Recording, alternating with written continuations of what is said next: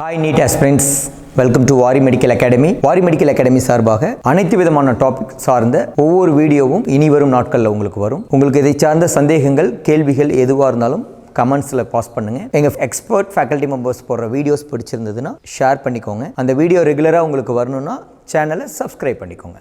Thank you. wish you all the best. Welcome to all.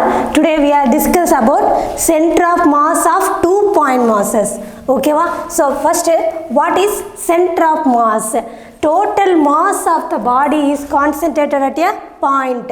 So total mass ஒரு பாயிண்ட்ல concentrate ஆயிருந்தது அப்படின்னா அதை நம்ம சென்டர் ஆஃப் மாஸ்ன்னு சொல்லுவோம் இல்லையா.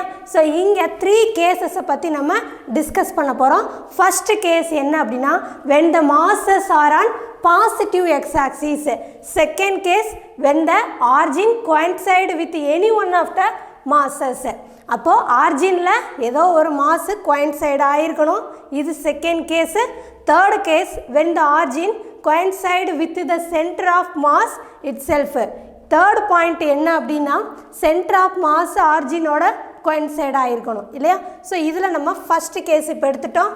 So first case when the masses are on positive x-axis. So இது x-axis, then இது y-axis. So masses எங்கே இருக்குது? பாசிட்டிவ் x-axisல தான் ரெண்டு மாசஸுமே இருக்கு. ஸோ ஒரு மாஸ் ஸ்மால் மாஸ், இன்னொரு மாஸ் ஹெவி மாஸ். ஓகேவா? This is mass m1, this is mass m2. ஓகேவா? ஸோ சென்டர் ஆஃப் மாஸ் எங்கே இருக்கும் அப்படின்னா near to heavier mass. Heavier மாஸுக்கு நியராக நமக்கு சென்டர் ஆஃப் மாஸ் இருக்கும் இல்லையா.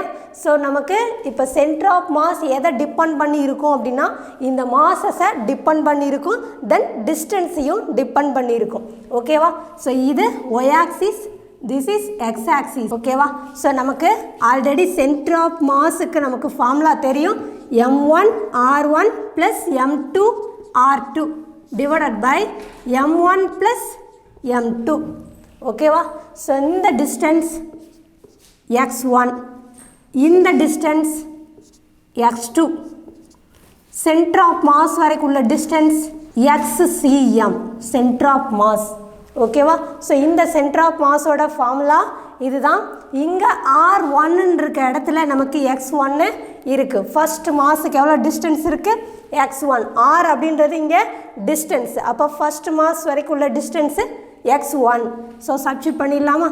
So m1 into x1 plus m2 into r2ன்றது செகண்ட் மாஸோட distance. So m2 into x2 divided by m1 plus m2. So this is first கேஸோட centre of mass.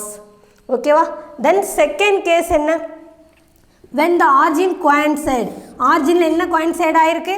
Any one of the masses. So ஏதோ ஒரு மாசு ஆர்ஜினில் coincide ஆகிருக்கு. So second case. So this is Y axis, this is X axis. ஒரு mass ஆர்ஜினில் coincide ஆகிருக்கு, இது heavy mass. So mass m1, இது மாஸ் m2, இது ஆர்ஜின் O. ஓகேவா? இங்கேருந்து செகண்ட் மாஸோட distance x2. So centre of மாஸோட டிஸ்டன்ஸ் xcm. ஸோ இங்கே சென்டர் ஆஃப் மாஸ் எவ்வளோ இருக்கும் அப்படின்னா xcm is equal to m1 into x1 இருக்க வேண்டிய இடத்துல நமக்கு 0 இருக்கு இல்லையா. ஸோ ஃபர்ஸ்ட் மாஸ் ஆர்ஜினில் coincide ஆகிருக்கு. So x1 is equal to 0, then r2ன்ற டிஸ்டன்ஸ் x2ன்னு எடுத்துக்க போகிறோம்.